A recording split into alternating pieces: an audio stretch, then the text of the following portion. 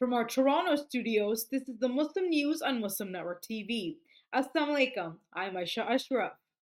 Our top story tonight: individuals accused of using chemicals on pro Palestine protesters in Columbia University have been banned.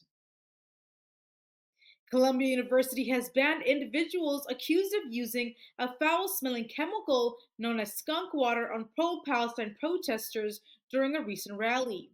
Interim Provost Dennis Mitchell issued a statement condemning the incident as possibly constituting hate crimes.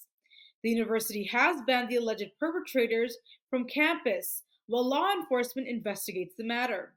Following the attack, victims experienced blurred vision, dizziness, headaches, and nausea. The university has called on anyone with evidence of the event to cooperate with police. University officials did not specify whether the banned individuals were students. This incident adds to growing tension on American college campuses in the wake of Israel's ongoing war on Palestine. Columbia University previously suspended Palestinian student groups for violating school policies.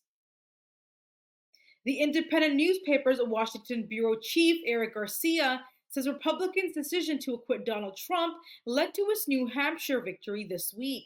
In the op-ed piece, Garcia says in the wake of the U.S. Capitol attack, Trump faced isolation as many Republicans blamed him, including Kevin McCarthy and Mitch McConnell.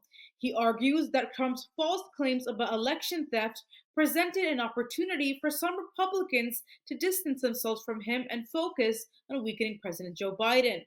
But Trump's resounding victory in the New Hampshire primary following a win in Iowa confirms his 2024 Republican nomination.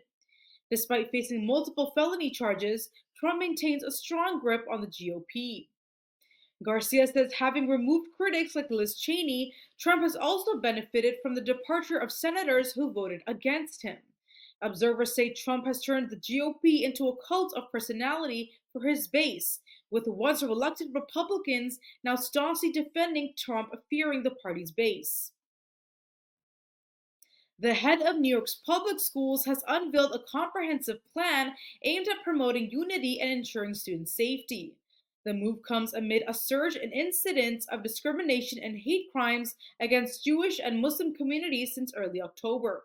Chancellor David Banks emphasizes the need to combat hate in schools and said the plan will focus on enhancing education and safety measures. New York City schools are under federal investigation for discrimination.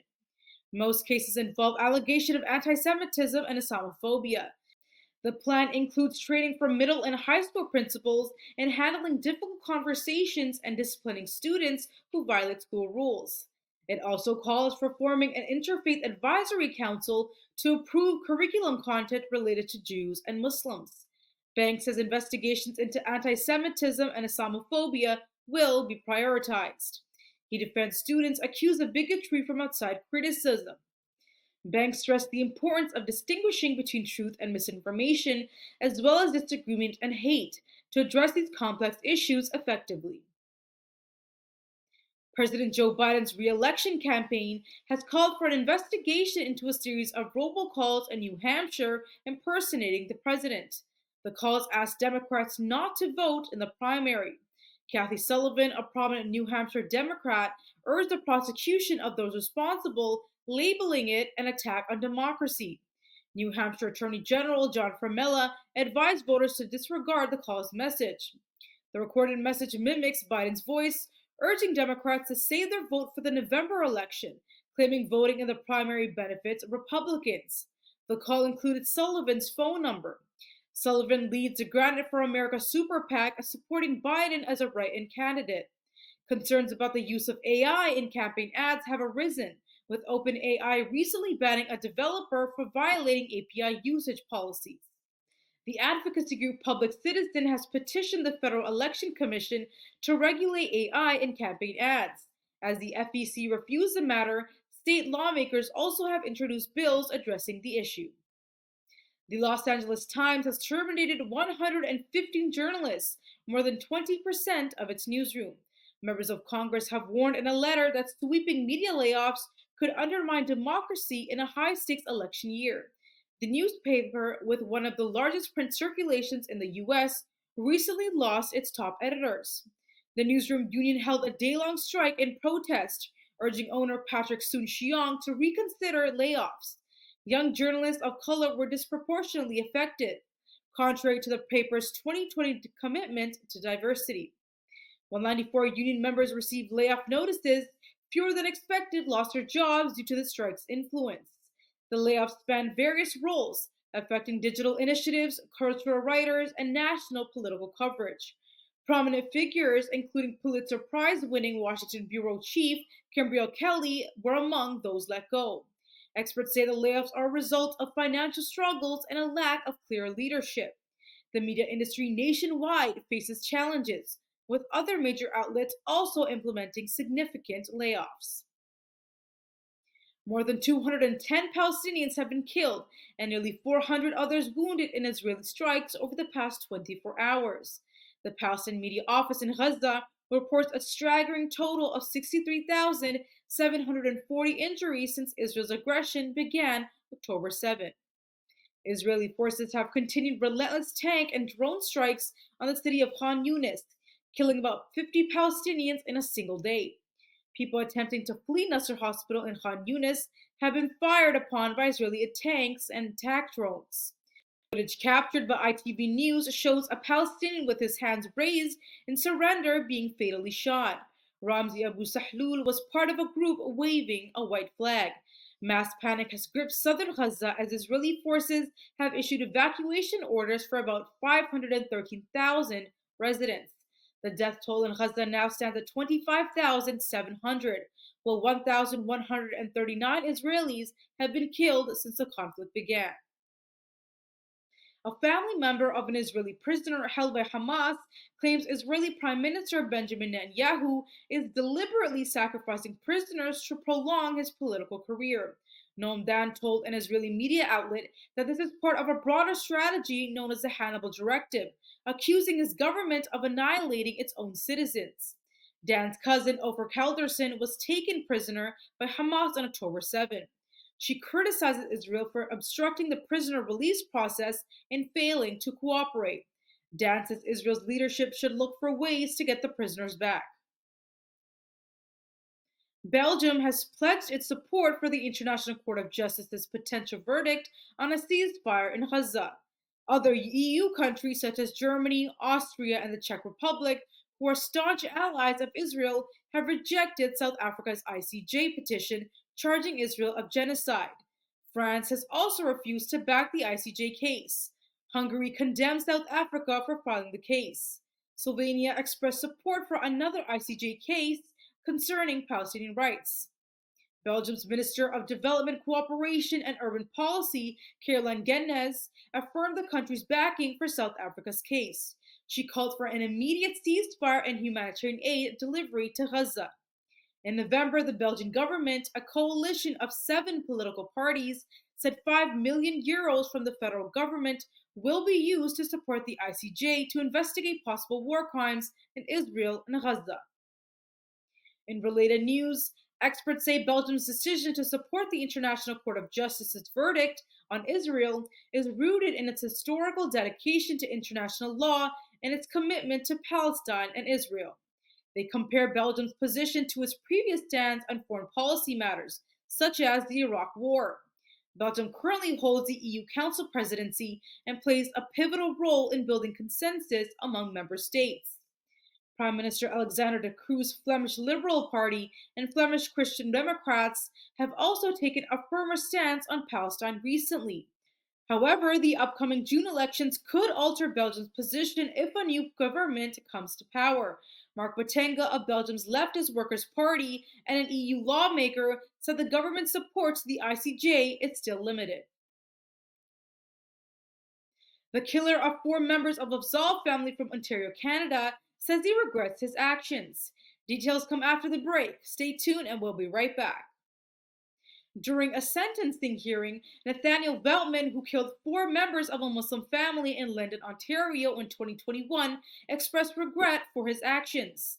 Veltman was found guilty of 4 counts of first-degree murder and 1 count of attempted murder for striking the Absol family with a struck in June 2021.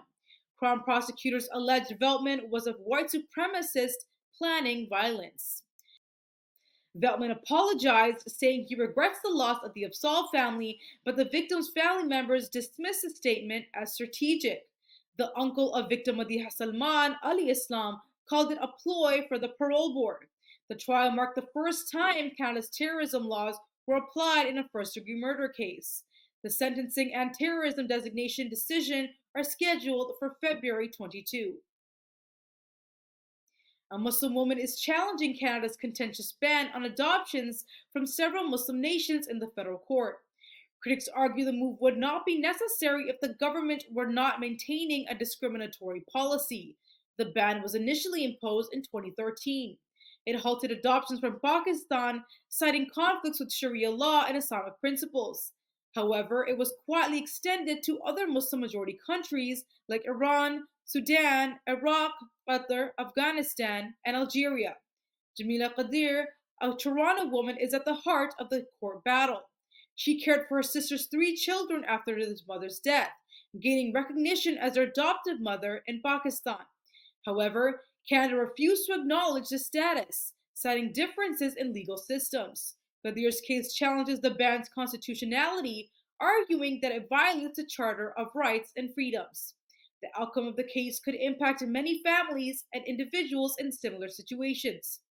The court proceedings may lead to the ban's revision or removal, bringing hope to those affected by this policy. Pakistan has no official adoption law. Instead, it relies on the principle of guardianship, which preserves lineage to protect inheritance rights.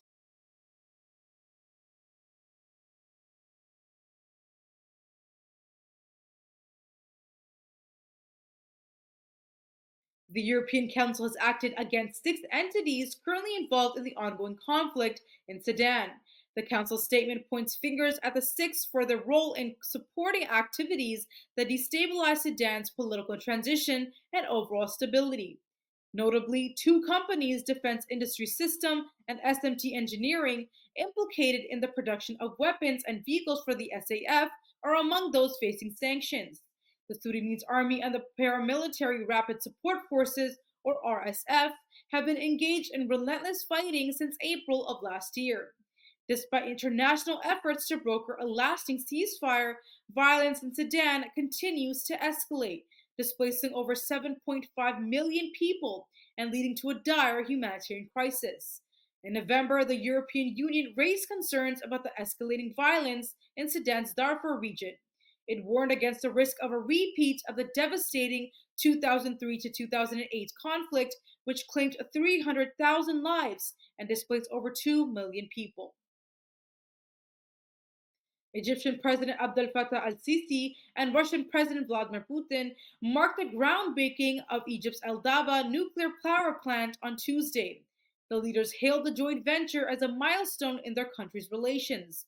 El-Sisi emphasized the importance of the nuclear plant amid global energy challenges aiming to reduce dependency on fossil fuels. Putin affirmed Russia's commitment to modern industries and cooperation. They discussed the Palestinian-Israeli conflict, with both leaders expressing interest in bridging gaps and ending the violence. They also highlighted collaboration on a Russian industrial zone in the Suez Canal area and Egypt's desire to become a full member of BRICS economic grouping of nations.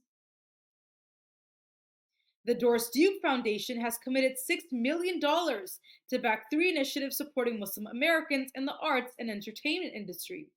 Foundation President and CEO Sam Gill announced the grants during an event at the Sundance Film Festival in Park City, Utah on Monday. Its aim is to combat the rise of Islamophobia, anti-Semitism, and discrimination against communities of color.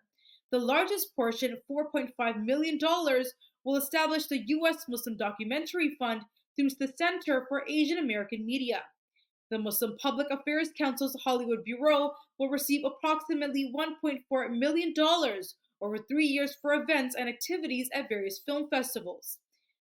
As well, the Islamic Scholarship Fund will receive $100,000 to create a fellowship program for budding Muslim American creatives in the entertainment field. Gill emphasized the need for diverse storytelling in Hollywood to challenge intolerance and reshape culture. The Doris Duke Foundation's Building Bridges program, initiated in 2007 to combat Islamophobia, has given over $46 million in grants. It now increasingly supports cultural and entertainment initiatives.